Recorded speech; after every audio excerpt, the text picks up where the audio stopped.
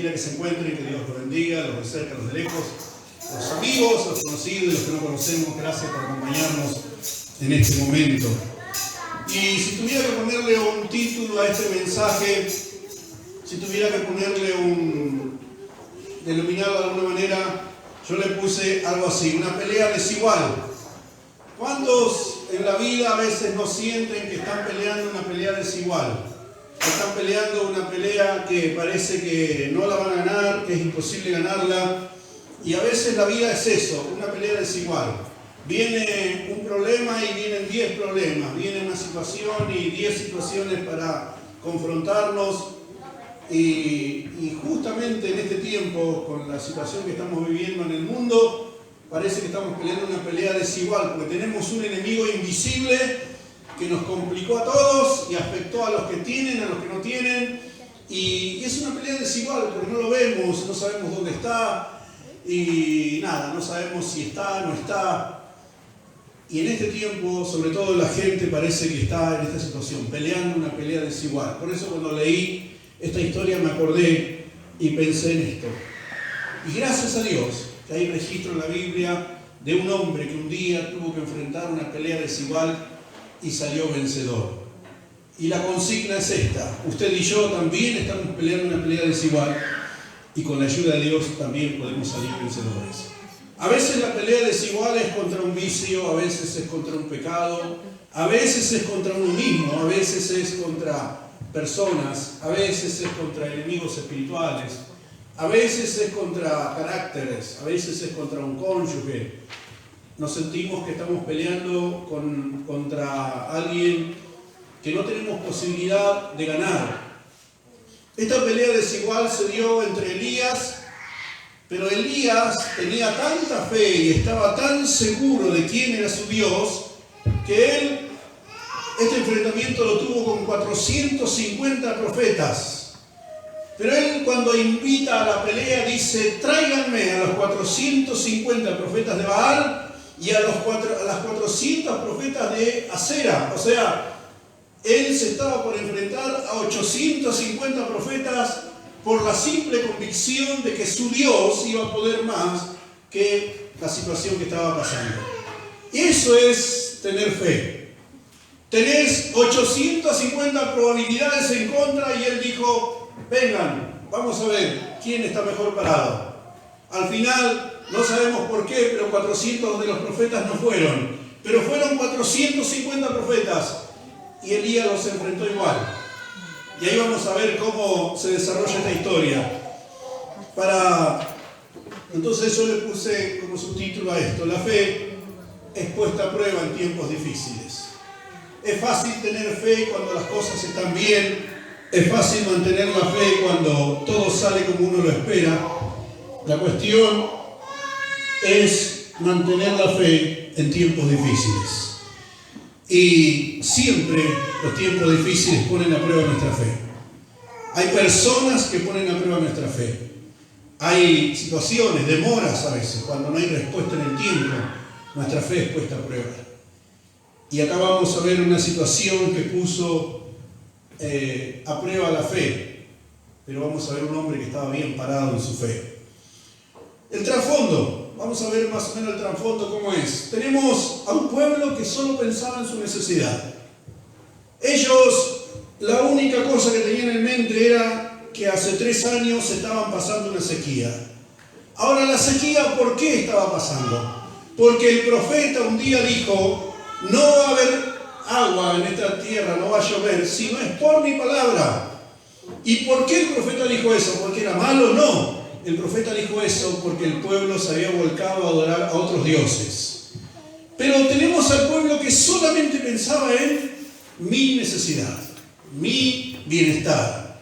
Entonces buscaban opciones, y ahí, mientras estaban en esta situación, aparece el culto a un dios que tenían los habitantes de esa zona, el dios Baal. Baal significa dueño, señor. Era un dios que también estaba graficado como un toro, como hablábamos la semana pasada. Estaba representado como un toro, porque era el dios de la fecundidad, el dios de la fortaleza. Era reconocido como el dios de la lluvia, de las tormentas, pero también el dios de las cosechas. Era hijo de un Dios, del Dios creador de todas las cosas. Era el Dios que regulaba los tiempos y las cosechas. Era el Dios que regulaba los nacimientos. El culto a Baal estaba muy relacionado con orgías, con desenfreno sexual, así como el culto a Sera, que era la parte femenina del culto a Baal. Tenemos al pueblo que solo pensaba en su necesidad y tenemos a un Dios que reclama su derecho. Dios también tiene derecho. Usted y yo tenemos derecho. Los hombres, las mujeres tienen derecho, los animales tienen derecho. Dios también tiene derecho. Tiene derecho a ser reconocido. Tiene derecho a ser buscado. Dios tiene derecho a ser temido. Dios tiene derecho a ser creído. Dios tiene derecho a ser buscado en todo tiempo, no solamente cuando las cosas salen mal. Dios tiene derecho a que nosotros prestemos atención a sus palabras siempre, no cuando le necesitamos. Y cada tanto Dios dice, exijo mi derecho. Y esta es una ocasión de esa en que Dios dice, tengo derecho a que se decidan, ¿van a estar conmigo o contra mí? Y ahí tenemos también a un hombre que estaba bien firme en su fe. Tan firme que, como les decía, desafió a 850 profetas, pero solamente acudieron al desafío 450. Y es interesante esto del por qué tantas en contra. Pero vamos a ver cómo era. El problema que estaban pasando. El problema es que el pueblo tenía falta de definición hacia las cosas de Dios y habían descuidado el culto. El pueblo sabía que había que adorar a Dios, pero había otras cosas más importantes antes. Y había otras cosas más llamativas, y había otras cosas más interesantes. Y parecía que el culto a Dios era muy aburrido. Dios exigía cosas, pero Baal no exigía nada. Baal lo único que exigía era cada tanto un sacrificio. Y estos dioses, y Dios en cambio exigía conducta, exigía moralidad, exigía contemplación de las necesidades de los otros. Pero Baal solamente exigía fiesta. ¿Y quién no quería adorar a un Dios así? Entonces el pueblo descuidó el culto a Dios y descuidó su fe en Dios. Habían abandonado el culto a Dios. No se sabe si es por miedo o por conveniencia. Por miedo a Jezabel, que Jezabel había mandado a matar y a destruir todos los lugares de culto. O por conveniencia. ¿Por qué? Porque el culto a Baal siempre había regalos. Siempre terminaba con regalos para los presentes. Y cada persona que iba al culto se aseguraba un puesto delante de la sociedad. Entonces era mejor hacerse amigo de los adoradores de Baal y abandonar el culto a Dios, porque le garantizaba que iban a tener trabajo, le garantizaba reconocimiento. Vamos a ver qué dice ahí en su Biblia. En mi Biblia dice, versículo 20, entonces Acab convocó a todos los hijos de Israel y reunió a los profetas en el monte Carmelo. Elías le dijo al rey, convócame al pueblo. Convócame al pueblo y a los profetas. Y los convocan en el monte Carmelo, que el monte Carmelo era un monte, como una especie de meseta elevada a 70 metros de altura. Y todo el pueblo, los miles y miles de habitantes de Israel fueron invitados a ver este duelo de fe. Entonces el escenario era propicio. Allí arriba, a 70 metros de altura, estaban los 450 profetas de Baal y por el otro lado estaba Elías. En el monte Carmelo, que también era como la frontera política que definía muchas cosas el lugar, pero también tenía una cosa importante. Era el lugar más alto y todos los dioses eran adorados en los lugares altos. Una cuestión de que se creía que cuanto más alto estaban, más fácil los iba a oír Dios. Así que en todos los lugares altos había altares a los dioses. Y Elías dice, ahí, en el terreno de ellos, donde ellos están acostumbrados a ganar, ahí voy a ganar yo. ¡Qué fe! ¡Qué determinación de Elías de decir, no me voy a achicar porque es el territorio de ellos! Ahí, donde ellos creen que son locales, ahí voy a ser local yo. Y les dice Elías estas palabras: ¿hasta cuándo claudicaréis vosotros entre dos pensamientos? Si Jehová es Dios, seguidle, y si Baal, id en pos de él. Y dice la Biblia que el pueblo no respondió palabra. Nadie dijo nada, se quedaron todos callados. Posiblemente no respondieron porque tenían miedo a las consecuencias y ellos decían, Jehová es Dios. Pero Elías le dice, ¿hasta cuándo van a estar así ustedes? No se deciden si buscan a Dios o no lo buscan, si adoran a Baal o no lo adoran. Decídanse, o están en contra o están a favor de Dios. Hay una traducción, o algunos que dicen que la palabra que usa ahí es ¿hasta cuándo van a estar danzando sobre dos muletas? O sea, como que usaron las muletas, con un pie estaban en un lado y con otro pie estaban en otro lado. ¿Hasta cuándo van a estar en un día acá y otro día allá? Lo que le pide Elías es determinación. Decídanse. ¿Van a buscar a Dios o no van a buscar a Dios? Y hoy, en este tiempo, es necesario que el pueblo de Dios tome también esta decisión. Tome esta decisión firme. O estoy de este lado o no lo estoy. ¿Soy un adorador? ¿Soy un simpatizante o no lo soy? ¿Soy alguien que cree o no soy? Siempre es necesario, pero hoy más que nunca es muy importante tener esta postura clara. Y sigue la historia y vemos la actitud de Elías. La actitud de Elías fue demostrar con hechos lo que uno cree y por lo que uno vive, jugársela. Cada tanto la vida te pone en estos bretes en los que uno tiene que jugársela por lo que cree y hablar lo que cree. Y tiene que decir lo que cree, confesar lo que espera. Y no solamente decir, yo creo, porque es fácil decir yo creo. Acá la cuestión es yo creo y me la juego. Yo creo y lo digo, yo creo y lo confieso, creo y actúo en base a lo que creo. Él usó el terreno y los símbolos que ellos usaban continuamente, comúnmente. Fíjense que Elías le dice, vamos a hacer algo, vamos a poner unos toros acá. Y el Dios que responda con fuego, ese va a ser Dios. ¿Por qué usa este símbolo del fuego? Porque precisamente Baal era reconocido como el Dios del fuego también. Entonces, Elías se mete en el medio del problema y dice, bueno, si tu Dios es el Dios del fuego, vamos a ver si puede hacer descender fuego. Mi Dios sí puede hacer descender fuego. Esa era la postura de Elías. Él usó el terreno en los lugares altos que usaban los idólatras, ahí se fue a meter. Y usó los símbolos, el altar, el fuego, todo lo que ellos usaban. El toro también hizo sacrificar un toro. ¿Por qué? Porque Baal era representado como un toro. El sacrificio a Dios casi siempre estaba relacionado con becerros, ovejas, carneros. Pero como Baal era representado como un toro, Elías dijo, vamos a sacrificar un toro. O sea, provocó abiertamente a los profetas. Como sigue el versículo 22. Y Elías volvió a decir al pueblo, solo yo he quedado profeta de Jehová. Mas de los profetas de Baal hay 450 hombres. O sea, fíjense que Elías dice, estoy solo en esto. Por otro lado, no era tan así porque antes él se encuentra como un hombre que era temeroso de Dios. Y le dice que había 100 profetas escondidos. Posiblemente Elías dijo eso para no desenmascararlo o para no mandarlo al frente de alguna manera al hombre este. Pero él dice, estoy yo solo. Y acá hay 450 profetas de Baal.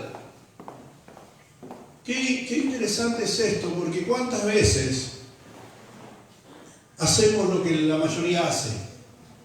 ¿Cuánta gente dice, yo voy a hacer esto porque todos lo hacen? O yo no voy a hacer esto porque nadie lo hace. El hecho de que la mayoría abandone a Dios no justifica de que yo también lo haga. El hecho de que la mayoría no tema a Dios no justifica de que yo no tema a Dios. El hecho de que la mayoría no busque a Dios no le dio a Elías la satisfacción de decir, bueno, todos adoran a otros dioses y yo también voy a adorar a otros dioses. Él dice, hay 450 y acá estoy yo solo. Estoy firme. Désennos pues 2 bueyes, y escojan ellos uno, y córtenlo en pedazos, y pónganlo sobre leña, pero no pongan fuego debajo, y yo prepararé el otro buey, y lo pondré sobre leña, y ningún fuego pondré debajo. Invocad luego vosotros el nombre de vuestros dioses, y yo invocaré el nombre de Jehová. Y el Dios que respondiere por medio de fuego, ese sea Dios. Y todo el pueblo respondió diciendo, bien dicho. Entonces Elías dijo a los profetas de Baal, escogeos un buey y preparadlo vosotros primero, pues que sois los más, e invocad el nombre de vuestros dioses, mas no pongáis fuego debajo. Elías le dice, ya que ustedes son más, empiecen ustedes. Agarren su buey, córtenlo en pedazos, pongan la leña, pero no le pongan fuego. Y como ustedes son mayoría, ustedes sacan, ustedes tienen la oportunidad de sacar, son los locales. Y dice que ellos tomaron el buey que les fue dado y lo prepararon. E invocaron el nombre de Baal desde la mañana hasta el mediodía, diciendo, Baal, respóndenos. Pero no había ni voz, ni quien respondiese. Entre tanto ellos andaban saltando cerca del altar que habían hecho. Lo obvio es que un Dios muerto no puede responder. Ellos estuvieron 6 horas gritando, 6 horas saltando, 6 horas en trance, 6 horas haciendo danzas y rituales, invocando a su Dios. 6 horas clamando y no pasó nada. Se cortaban con cuchillos para ver si así el Dios de ellos se compadecía y le respondía, y no pasó nada.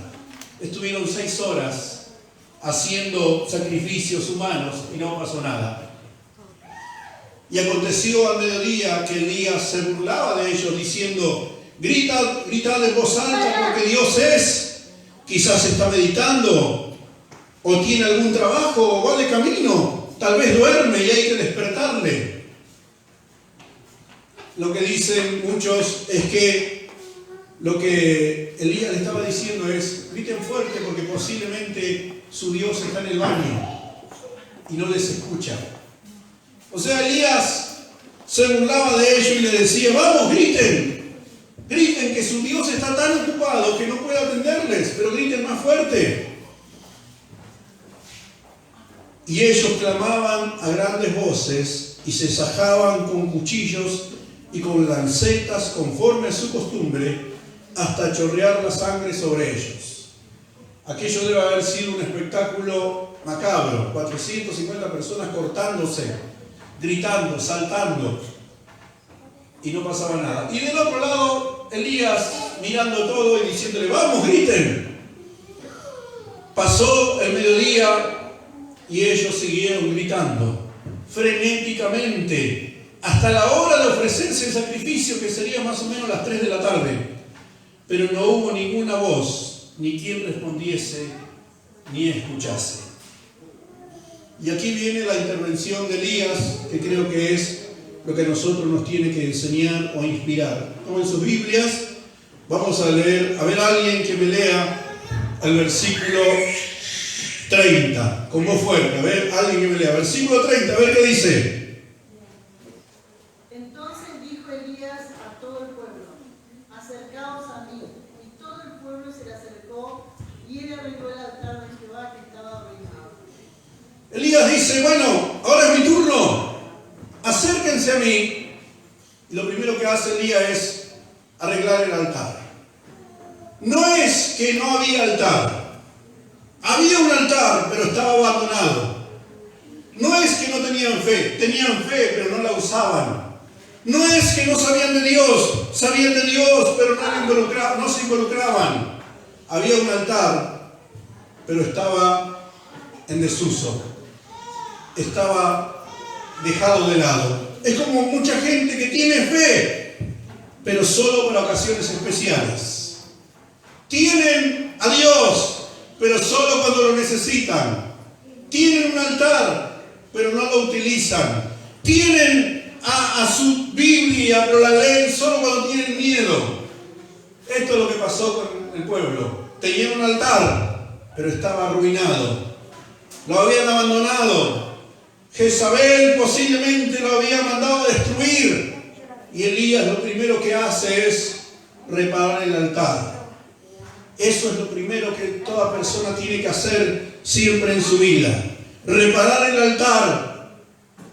Ponerse a cuenta con Dios. Establecer una comunión directa con Dios. Y decir, yo tengo fe y la uso. Yo tengo mi fe y la involucro en todo aspecto de mi vida. Yo tengo fe y no la tengo solamente para la iglesia o para los domingos. La uso y está bien gastada de usarlo.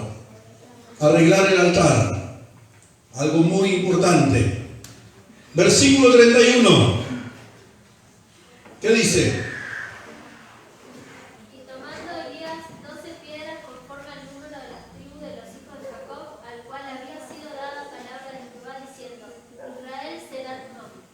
Tomó 12 piedras. Elías, aparte de arreglar el altar, se acordó de dónde venían y quiénes eran.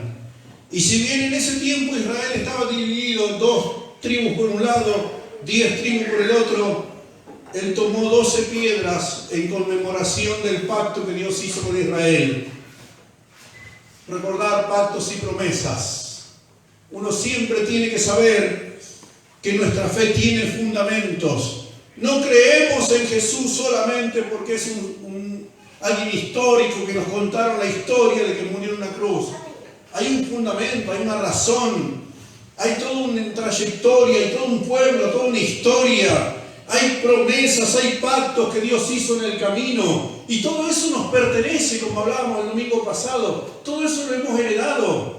Israel tenía promesas, y una de esas promesas era que si ellos invocaban a Dios, Dios le iba a responder de donde quiera que estén. Y Elías armó el altar, pero también y puso esas 12 piedras en conmemoración de los pactos y las promesas. Siempre hay que recordar que nuestra fe tiene fundamentos bien firmes. Creemos en el Dios de Abraham. Creemos en el Dios que agarró a un hombre solo, solitario, que no tenía hijo y le dijo: tu pueblo, tus hijos van a ser un pueblo grande, van a llenar la tierra. Tus hijos van a ser príncipes, reyes. Y él estaba solo, viejo, ya no podía ser papá, pero creyó en Dios. Y Elías en ese momento estaba en esa misma posición, solo contra 450 profetas, pero recordando las promesas, recordando los pactos. Cuando a veces la fe tuya no alcanza, la mía no alcanza, hay que acordarse de la fe de otros. Por eso es importante recordar los pactos y las promesas. Dios mío, le prometiste Veíamos hace tiempo con mi esposa una serie sobre los turcos y cómo hablaban de cómo Dios habló con José estando en el pozo, cómo Dios habló con Jacob estando en el desierto, cómo Dios habló con Moisés. Y continuamente usaban este tipo de oraciones diciendo: Dios, que hablaste con José estando en el pozo y le dijiste tal cosa. Hay que acordarse de otros cuando nos falta la fe a nosotros a veces. Por eso fue bueno lo que hizo Elías, recordar los pactos y las promesas. Versículo 32 y 33, a ver.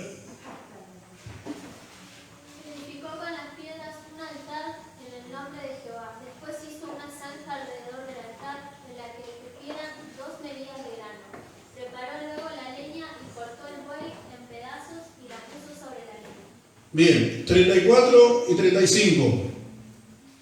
Y dijo: llenad 4 cántaros de agua y derramádla sobre el holocausto y sobre la leña.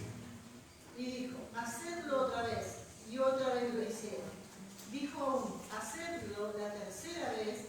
Y lo hicieron la tercera vez. De manera que el agua corría alrededor del altar y también se había llenado de agua de sangre. Elías, después de preparar el altar, después de preparar las 12 piedras, comienza a trozar al toro y lo hace conforme a los ritos que estaban establecidos en la ley y le agrega el tema del agua. O sea, para que el milagro sea más llamativo, no solo no usó fuego, sino que mojó la carne para que cueste más prenderse fuego si hay fuego. Y me llama la atención esto, que el hombre se haya tomado el tiempo, presentó un sacrificio, pero no lo hizo. Podría haber tirado el buey entero y hubiera sido lo mismo. Podría haber partido el buey a la mitad y hubiera sido lo mismo. Pero preparó el sacrificio según las ordenanzas que estaban establecidas en la ley. Que el pueblo haya abandonado la ley no significaba que él tenía que hacerlo, así que él hizo las cosas como estaba establecido. Él hizo lo necesario de la manera indicada. Hay gente que tiene fe y dice, yo tengo fe pero a mi manera. Yo tengo fe y así estoy bien. Yo no necesito ni una iglesia, no necesito un pastor, no necesito la Biblia, no necesito un pueblo, no necesito que nadie ore por mí, porque yo solo me la arreglo con Dios. Eso no existe. Es muy lindo decirlo, pero no existe. Si no, Dios no lo hubiera dejado escrito. Él hizo las cosas como estaba establecido.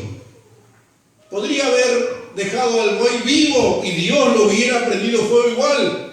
Lo podría haber atado ahí y también hubiera valido. Él lo que hizo fue presentar el sacrificio, porque la ley decía que sobre el altar siempre tenía que haber algo para que se queme.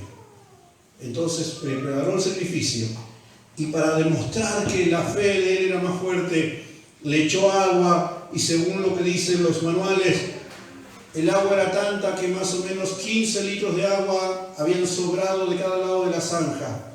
El agua que había sobrado. Y por último, dice después, 36 al 40, a ver alguien que me lea.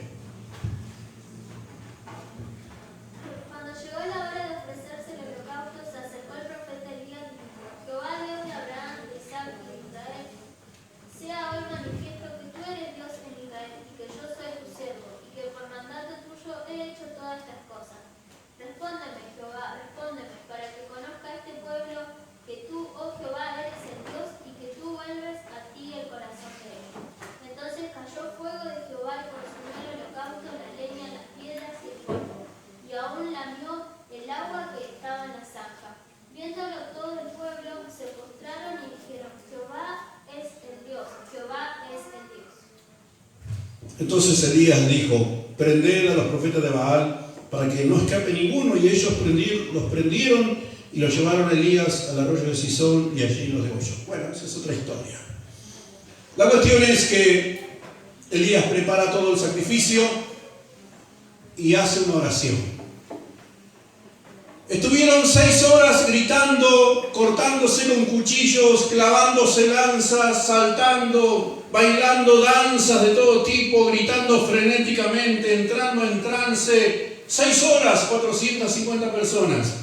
Posiblemente esperaban que Elías haga lo mismo, pero Elías dice que una vez que él preparó todo, una vez que le echó agua, dijo, Señor, demuestra que yo hice esto por mandato tuyo. Demuestra que tú eres Dios y que vuelves el corazón de ellos. Y cayó fuego. No necesitó golpearse, no necesitó lastimarse, no necesitó gritar, no necesitó hacer ningún esfuerzo. Los otros se rompían la piel con lanzas y con cuchillos. Y Dios no pide nada de eso de nadie. Dios pide que rasguemos nuestros corazones, dice. Que reconozcamos nuestras necesidades, nuestros errores. Es fácil romper las vestiduras en señal de que uno está mal. Pero Dios dice, no rompan sus vestiduras, rasguen sus corazones, demuestren que están arrepentidos. No es fácil tirarse ceniza para demostrar que uno no se siente bien, que es una costumbre que ellos hacían. Y Dios dice, no hagan eso, cambien de actitud. Es muy fácil lastimarse para decir, me estoy sacrificando. Lo más difícil es decir, estoy tan comprometido con lo que creo, que me comprometo de tal forma, que cambio de vida, que me esfuerzo en cambiar aunque me cueste. Entonces, Elías nos enseña esto, que hay oraciones sencillas ante situaciones complejas que son las que cuentan. Dios no pide que te quedes sin voz para que Él te escuche. Dios pide que tengas una buena actitud, nada más. Dios no pide que te rompas las vestiduras para que te escuche. Dios pide que tengas la actitud correcta de humillación, de reconocimiento, de entrega. ¿A quién oye Dios? Dios oye al que grita más fuerte, Dios oye al que llora más, Dios oye al que pone más plata, Dios oye al que tiene el mejor auto. ¿A quién oye Dios? Dios oye a todos, pero sobre todas las cosas, al que se humilla y tiene la actitud correcta ante Él. Al que dice, reconozco mi pecado, reconozco mi falta, reconozco mi condición, no soy mejor que nadie, soy igual a todos y necesito de Dios como todos. A esa persona que sabe que no es por su esfuerzo, sino por la gracia de Dios, a esa persona que depende totalmente de Dios, a esa persona oye Dios. Dios no oye a las personas por cuánto tiempo tengan en la iglesia, no oye a las personas por cuánto que el cargo que tengan, oye al que clama con sinceridad, al que dice, Señor, ayúdame. Señor, no sé qué hacer en esta situación, ayúdame. Señor, tengo este problema y no sé cómo salir adelante, pero creo que vos me podés sacar adelante, ayúdame. A esa persona oye Dios. No al que se corta con lanzas, como decían los profetas de Baal. No al que se queda sin voz gritando. Dios oye cuando uno tiene una oración sencilla, aún en temas complejos. ¿Tiene alguna situación compleja en su vida en este tiempo que necesita la intervención de Dios? ¿Tiene? Si la tiene, simplemente diga al Señor, ayúdame. Conoces mi situación. Y eso oye Dios.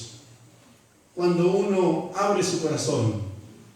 Entonces, Elías nos muestra esto, que no hace falta volverse loco gritando para llamar la atención de Dios. Simplemente hay que tener una buena actitud. Es decir, Señor, yo necesito. Yo soy pecador. Yo, si no me ayudás, hago líos. Si vos no me ayudás, hago las cosas mal. Necesito tu dirección para guiar mi familia, para educar a mis hijos, para manejar mi economía. Tengo una enfermedad. Señor, ayúdame, porque esta enfermedad te la llevaste a la cruz del Calvario, no tiene por qué estar en mi cuerpo. Oraciones sencillas ante situaciones complejas. Me acuerdo, para terminar, había un hombre allí en el tiempo de la Guerra Civil Española, un joven cristiano, que fue perseguido por la Inquisición española, y cuando en cierta vez lo arrinconan porque él estaba dando señales de su fe, porque estaba prohibido hablar de la fe, y comienzan a decirle que lo van a matar, y él, en vez de resistirse, dice, bueno, mátenme, si para eso estoy listo para que me maten. Y entonces uno de los jóvenes le dice, pero escúchame, ¿de dónde sacás tanta fuerza para resistir? Te estamos diciendo que te vamos a matar. Y lo habían rodeado y ya todos estaban agarrando piedras y lo iban a golpear para llevarlo a fusilarlo, que de hecho después lo fusilaron. Y él dijo, saco la fuerza de mi fe, porque Cristo y yo, mayoría aplastante. No necesito nada más. Cristo y yo, mayoría aplastante. Esa es la actitud. Eso es lo que hizo Elías. Ustedes son 450, yo estoy solito. Pero me alcanza estar solo si estoy bien con Dios. En estos tiempos difíciles, estimados amigos, hermanos, queridos, va a quedar en pie el que sepa quién es su Dios. La persona que se deje llevar por el temor va a sucumbir. La persona que se deje llevar por la noticia va a sucumbir. Pero la persona que diga, caerán a tu lado 1000, a tu diestra 10.000, pero yo voy a estar firme porque Jehová está conmigo. Esa va a seguir adelante. Así que en tiempos difíciles, que parece que estamos peleando una lucha desigual, el que tenga su fe bien firme va a salir adelante. ¿Cómo terminó esta historia? Todo el pueblo dijo: ¡Jehová es Dios! ¡Jehová es Dios! Antes ninguno había dicho nada, pero cuando vieron un milagro, todos dijeron: ese es Dios. Este tiempo también tiene que ser así. Cada uno de nosotros tenemos que dar prueba de nuestra fe de tal forma que la gente nos vea y diga: ¡hey, este tiene algo! Este tiene algo de Dios. Hay algo acá. Vamos a orar. Ahí donde está, Dios sabe cómo estás. Dios sabe la situación que estás pasando, que has pasado. Dios te conoce. Sabe si estás pasando una lucha desigual contra algo, contra un pronóstico que es irreversible, contra una situación que parece que no va a cambiar. Señor, te doy gracias porque una vez tu siervo Elías también estuvo en la misma situación. 450 contra 1, pero él estaba firme en su fe. En este tiempo tan particular, Señor, te ruego que levantes un pueblo con esa firmeza, con esa determinación. Que ante toda situación se pongan firmes en su fe. Que cuando venga el temor, cuando venga la duda, cuando venga, Señor, la desazón, se levanten señales de que tú estás con aquel que te busca con sinceridad. En el nombre de Jesús, oh Dios, te ruego levantes testimonio en medio de tu pueblo. Levanta testimonios con aquellos que están pasando por situaciones difíciles, irreversibles, con aquellos que están luchando con una enfermedad. Levanta testimonio, aunque todo diga que está mal, que tu pueblo tenga fe en este tiempo de creer que tú eres el Dios de lo imposible. Elías luchó una lucha desigual. Estaban todas las probabilidades en su contra, pero él tenía fe en ti.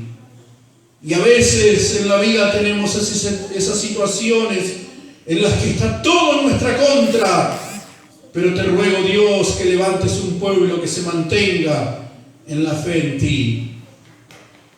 Bendice a tu iglesia, mi Señor.